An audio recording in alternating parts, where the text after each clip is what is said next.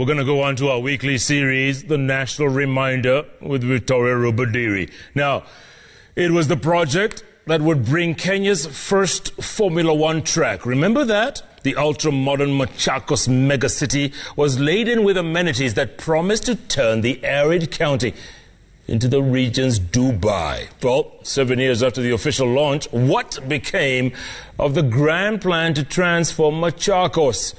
On the National Reminder tonight, we revisit the fits and starts that riddled the journey to realizing the Machakos metropolis, and later have a discussion with Machakos Governor Alfred Mutua on the progress so far. But first, take a listen.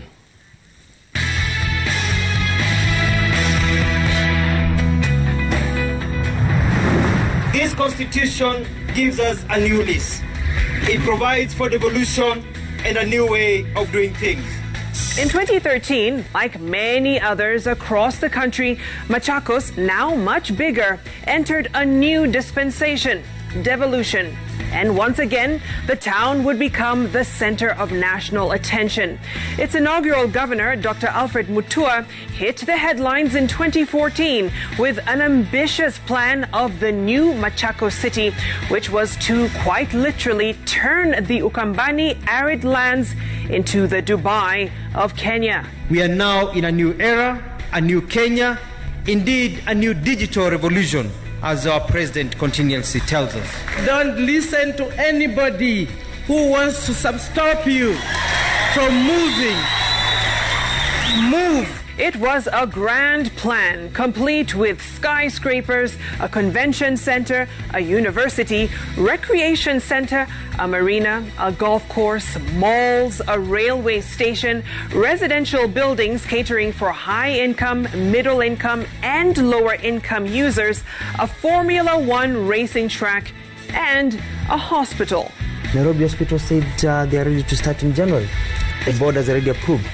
Thousands of international investors committed 2.1 trillion shillings into the project that would initially sit on over 2,000 acres.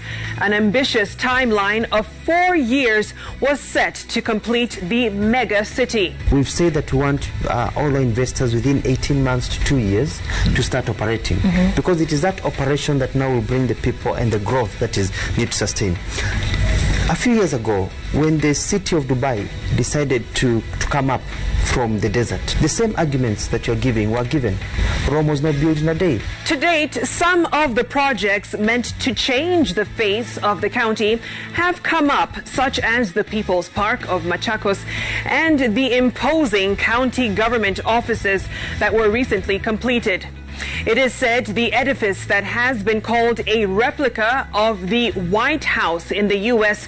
took roughly 9 months to build, to the tune of 200 million shillings. I have chosen not to build a governor's mansion. When others are building governor's homes, I've built an office. So what happened to the mega city, the ultra-modern Machakos metropolis that is still waiting to be built 7 years later? Wiper Party that was fighting me, some of their leaders went to court, and so we got an injunction. We were told, alas, don't move. We've been in court for 4 years.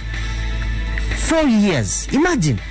Investors. I had an investor from the United Arab Emirates who was going to build a super mall with a high-rise building, with roads and everything. He's taken that program, he's about to complete it in Kampala, Uganda. It was coming to Machakos. So they have moved their focus to other parts of the world. Angola. They have moved other parts to South Africa. We had a car manufacturing company, we had a pharmaceutical companies that went to Johannesburg.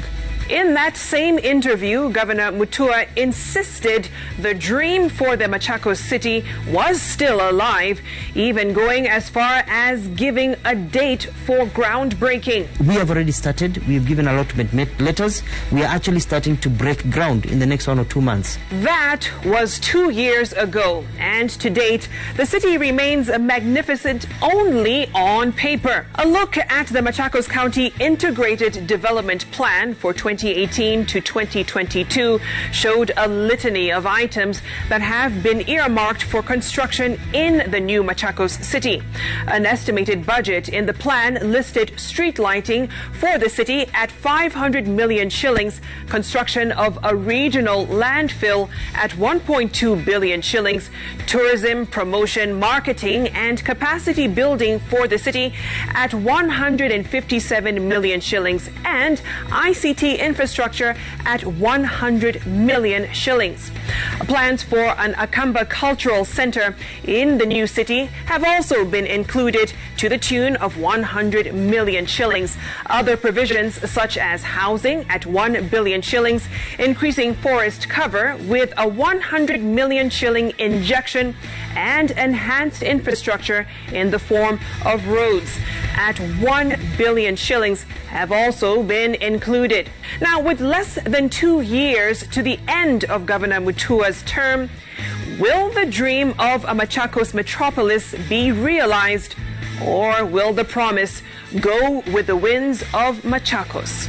That's the national reminder of the week, lest you forget.